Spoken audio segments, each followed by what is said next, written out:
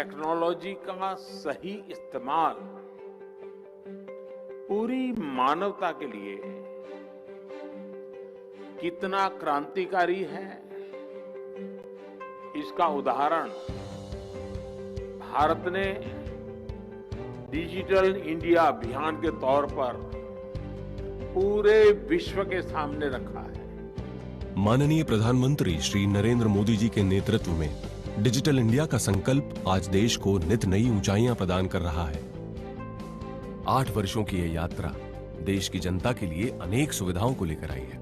आजादी के 7 दशकों तक भी गरीबों के लिए बैंक अकाउंट सुलभ न होने से लेकर पिछले सिर्फ 8 सालों में 47 करोड़ जनधन खाते खुलने की यह यात्रा, हर सुविधा के लिए लाइन लगाने से लेकर जनधन, आधार और मोबाइल की ट्रिनिटी से एक मजबूत डिजिटल वित्तीय इकोसिस्टम की यह यात्रा, कुछ 100 स्टार्टअप से लगभग 80,000 स्टार्टअप्स की यह यात्रा प्रधानमंत्री श्री नरेंद्र मोदी जी के विजन के अनुसार लगातार आगे बढ़ रही है, जहां लक्ष्य सिर्फ एक है, तकनीक का लाभ देश के अंतिम व्यक्ति तक पहुंचे। आजादी के अमृत महोत्सव में माननीय प्रधानमंत्री श्री नरेंद्र मोदी जी के विजन के अनुरूप गो डिजिटल के उद्देश्य के साथ देश के हर कोने में देश के हर व्यक्ति को डिजिटल तकनीक के माध्यम से सभी बैंकिंग सुविधाएं देने के लिए साकार हुई हैं digital banking unit. Digital banking unit में बैंकिंग से संबंधित सभी कार्य पूरी तरह डिजिटल माध्यम से कागज रहित यानी पेपरलेस, सुगम और सुरक्षित रूप से करने की सुविधा दी जाएगी। डिजिटल बैंकिंग यूनिट्स में सेल्फ सर्विस जोन के अंतर्गत इंटरनेट बैंकिंग की सुविधा, डिजिटल सेवाओं के लिए टैब, ई-केवाईसी या वीडियो केवाईसी का उपयोग करके खाता खोलने की सुविधा, महत्वपूर्ण बिलर्स द्वारा बिल भुगतान की सुविधा, एंड टू एंड लोन की पूरी कागज रहित और सुगम सुविधा के साथ साथ सरकारी योजनाओं का लाभ उठाने हेतु सभी सुविधाएं उपलब्ध रहेंगी। ये सेल्फ सर्विस जोन साल के 365 दिन और दिन के 24 घंटे सेवा में रहेंगे।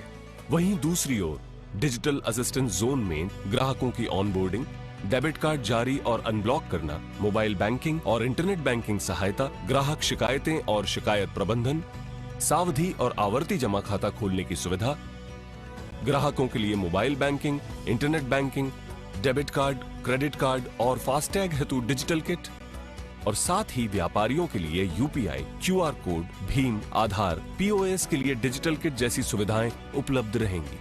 डिजिटल बैंकिंग यूनिट देश के डिजिटल क्रांति में एक महत्वपूर्ण हिस्सा बनेगा और देश की जनता को सुगम, सुरक्षित और कागज रहित बैंकिंग का अनुभव देकर देश में डिजिटल बैंकिंग के प्रयोग को बढ़ावा देगा। इस विश्वास के साथ इस महान देश और हर भारतीय पर इस स्वर्णिम अवसर पर माननीय प्रधानमंत्री श्री नरेंद्र मोदी जी द्वारा डिजिटल बैंकिंग यूनिट्स समर्पित है।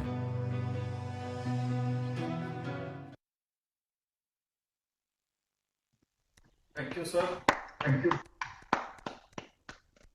अब मैं माननीय प्रधानमंत्री जी से निवेदन करता हूं कि वे हमें अपना मार्गदर्शन व आशीर्वचन प्रदान करें। माननीय प्रधानमंत्री महोदय।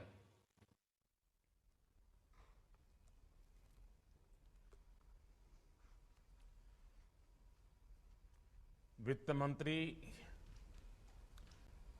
निर्मला जी, केंद्रीय मंत्रिमंडल के मेरे अन्य सहयोगी गण, आरबीआई गवर्नर, विभिन्न मंत्रालयों के सचिव, देश के अलग अलग कोने में मुख्यमंत्री, मंत्रिपरिषद के लोग जो इस कार्यक्रम का नेतृत्व कर रहे हैं, अर्थनीति से जुड़े सभी जानकार, बैंकिंग सेक्टर के एक्सपर्ट्स, अन्य महानुभाव, देवी और सज्जनों, 75 डिजिटल बैंकिंग यूनिट्स, इसके शुभारंभ के इस अवसर पर सभी देशवासियों को हार्दिक शुभकामनाएं। आज देश डिजिटल इंडिया के सामर्थ्य का फिर एक बार साक्षी बन रहा है। आज 75 डिजिटल बैंकिंग यूनिट्स देश के 75 जिलों में धरातल पर उतर रही है। मैं इस मिशन से जुड़े सभी लोगों, हमारे बैंकिंग सेक्टर को, हमारे आरबीआई को बहुत बहुत बधाई देता हूं। साथियों, भारत के सामान्य मानवी के जीवन को आसान बनाने का जो अभियान देश में चल रहा है, डिजिटल बैंकिंग यूनिट्स उस दिशा में एक और बड़ा कदम है। ये सिर्फ एक ऐसी विशेष बैंकिंग व्यवस्था है जो मिनिमम डिजिटल इंफ्रास्ट्रक्चर से मैक्सिमम सेवाएं देने का काम करेगी। ये सेवाएं कागजी लिखापट्टी और झंझटों से मुक्त होगी और पहले से कहीं ज्यादा आसान होगी। यानी इनमें सुविधा होगी और एक मजबूत डिजिटल बैंकिंग सुरक्षा भी होगी। गांव में, छोटे शहर में कोई व्यक्ति जब डिजिटल बैंकिंग यूनिट की सेवाएं लेगा तो उसके लिए पैसे भेजने से लेकर लोन लेने तक सब कुछ आसान हो जाएगा, ऑनलाइन हो जाएगा।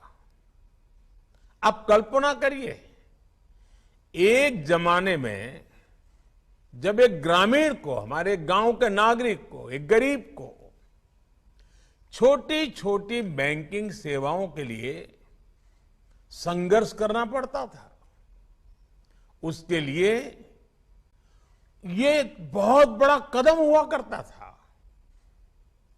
लेकिन आज बहुत आसानी से इस बदलाव को वो जीने के लिए आनंदित हो जाएगा, उत्साहित हो जाएगा। साथियों, हमारी सरकार का लक्ष्य भारत के सामान्य मानवी को एम्पावर करना है, उसे पावरफुल बनाना है। इसलिए हमने समाज के अंतिम पायदान पर खड़े व्यक्ति को ध्यान में रखकर नीतियां बनाई और पूरी सरकार उसकी सुविधा और प्रगति के रास्ते पर चली। हमने दो चीजों पर एक साथ काम किया। पहला, बैंकिंग व्यवस्था को सुधारना, उसे मजबूत करना, उसमें पारदर्शिता लाना, और दूसरा, वित्तीय समावेश किया, फाइनेंशियल इंक्लूजन किया। पहले जब बौद्धिक सेमिनार्स होती थी, बड़े बड़े विद्वान लोग अर्थव्यवस्था की, बैंकिंग व्यवस्था की, गरीबों की चर्चा करते थे, तब स्वाभाविक रीते वित्तीय समावेश की बात होती ही थी। लेकिन जो व्यवस्थाएं थी वो विचारों तक सीमित रह जाती थी। व्यवस्थाएं इस क्रांतिकारी कार्य के लिए, फाइनेंशियल इंक्लूजन के लिए, समावेश के लिए तैयार नहीं होती थी। पहले सोचा जाता था कि गरीब खुद चलकर बैंक चला जाएगा, बैंक सिस्टम से वो जुड़ जाएगा। लेकिन हमने रिवाज बदला। हमने तय किया कि बैंक खुद चलकर गरीब के घर तक जाएंगे। इसके लिए हमें सबसे पहले गरीब और बैंकों के बीच की दूरी कम करनी थी। हमने फिजिकल दूरी भी कम की और सबसे बड़ा जो रुकावट थी उस मनोवैज्ञानिक दूरी को भी हमने कम किया। हमने बैंकिंग सेवाओं को दूर सुदूर में घर घर तक पहुंचाने को सर्वोच्च प्राथमिकता दी। आज भारत के 99% से ज्यादा गांवों में 5 किलोमीटर के भीतर कोई न कोई बैंक ब्रांच, बैंकिंग आउटलेट या बैंकिंग मित्र, बैंकिंग कॉरेस्पॉन्डेंट मौजूद है।